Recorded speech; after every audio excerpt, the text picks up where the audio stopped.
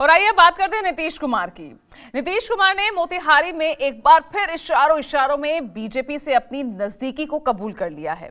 मोतिहारी में केंद्रीय विश्वविद्यालय के पहले दीक्षांत समारोह के दौरान नीतीश कुमार ने राष्ट्रपति के सामने बीजेपी की ओर इशारा करते हुए कहा, आपसे हमारा रिश्ता आजीवन रहेगा। इस दौरान नीतीश कुमार ने राष्ट्रपति के सामने मोदी सरकार का आभार जताया, तो वहीं पिछली मनमोहन सरकार की आलोचना भी नीतीश कुमार करते नजर आए। अब उनके इस बयान से कई राजनीतिक मायने निकाले जाने लगे हैं। दोस्तियां कहीं खत्म होगा, जब तक हम जीवित रहेंगे आप लोगों के साथ भी मेरा संबंध रहेगा।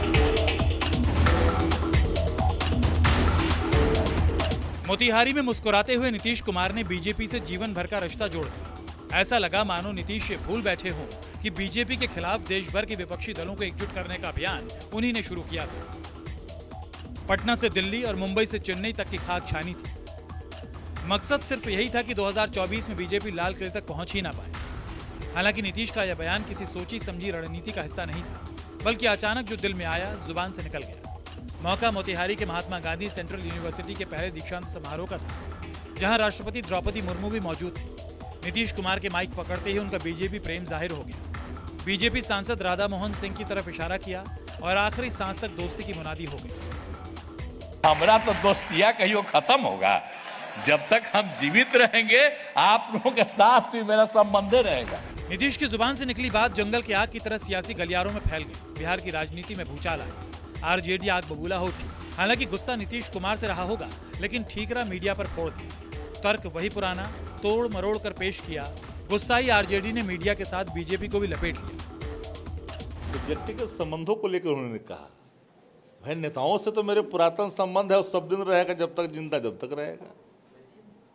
दल की बात नहीं कही उन्होंने, तो साफ तौर पर व्यक्तिगत संबंधों की दुहाई दी। उसको अलग लेकर के लोग उड़ रहे हैं। आपको पता नहीं कि नीतीश जी के शब्दों को समझते नहीं हैं, आजकल तो समझते ही ना हैं। उन्होंने व्यक्तिगत संबंधों की दुहाई दी और उसको लेकर के सर्टेन प्लेटफॉर्म न जाने व्याकुलता का शिकार हो गया है। जो लोग जाति आधारित गणना को नहीं पचा रहे हैं, राजद की विचारधारा को पहचानना पड़ेगा।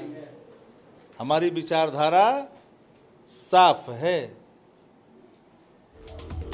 आरजेडी को गुस्सा आया, लेकिन बीजेपी को मरहम लग गया। पुराने रिश्तों की दुहाई आई, जंगल राज का भी जिक्र आया, इल्जाम नीतीश पर भी लगाए। लेकिन अदा ऐसी थी जो रूठी हुई महबूबा के लिए होती है।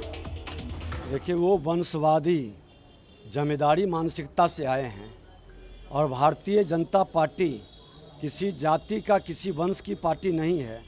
ये जमात की पार्टी है। हर जमात के लोग, हर जाति के लोग, हर प्रकार के नेतृत्व रहते हैं और मिलकर काम करते हैं। असामूहिक नेतृत्व से निर्णय होता है। इसलिए उनको जो जातीय जहर का लहर उनके मानसिकता पर छाया रहता, उस दृष्टिकोण से देखते हैं। विजय सिन्हा ने तो सिर्फ गम जाहिर किया, लेकिन सम्राट चौधरी 2 कदम आगे बढ़ गए। इशारों से नीतीश को अपने कूचे में बुलाने लगे। यहाँ तक कह दिया कि मतभेद सिर्फ सियासी हैं। नीतीश तो बीजेपी के सबसे पुराने साथी हैं। दोस्ती व्यक्तिगत लड़ाई भारतीय जनता पार्टी का किसी हिंदुस्तानी से नहीं। उसमें नीतीश कुमार जी से व्यक्तिगत लड़ाई कैसे हो सकता है? भारतीय जनता पार्टी एक सिद्धांत से चलता है। ये एक पार्टी है, ये समूह है, ये गैंग नहीं है। कुछ लोग गैंग चलाते हों। भारतीय जनता पार्टी इस भारत को श्रेष्ठ करने के लिए कभी कभी पार्टी को भी विलीन करने का काम 1977 में किया। इसलिए भाजपा के लिए सैद्धांतिक तौर पर स्पष्ट है कि देश के लिए कोई भी कुर्बानी भाजपा के कार्यकर्ता दे सकते। बिहार में महागठबंधन की सरकार बनने के बाद कई मौके आए हैं जब आरजेडी और जेडीयू के नेता परोक्ष रूप से एक दूसरे के सामने आए हैं। अब जब लोकसभा चुनाव का वक्त नजदीक आ रहा है, ऐसे में नीतीश कुमार का ये बयान कई सवालों को जन्म दे रहा है। इंडिया गठबंधन के दूसरे घटक दलों के लिए भी नीतीश के बयान ने उलझन पैदा कर दी है। सौरभ कुमार, पटना, न्यूज़ 24।